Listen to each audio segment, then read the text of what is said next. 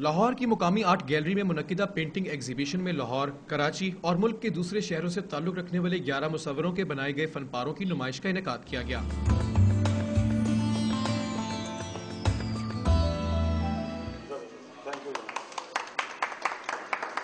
نمائش میں speaker Punjab assembly Rana Iqbal نے بطور مہمان خصوصی شرکت کی۔ ان کا کہنا تھا کہ اس فن کی ترویج و بقا کے لیے اس نوعیت کی نمائشیں بہت ضروری ہیں۔ اچھے جو پینٹر جو ہیں کام کرنے والے اس میں کراچی کے بھی بہت سارے ہیں، انہوں نے بھی بڑے اپنے اچھے انداز میں پینٹنگ یہاں پہنچائی ہیں۔ یہ ہماری ثقافت ہے اور اپنی ثقافت کو قائم رکھنا ہمارا فرض ہے۔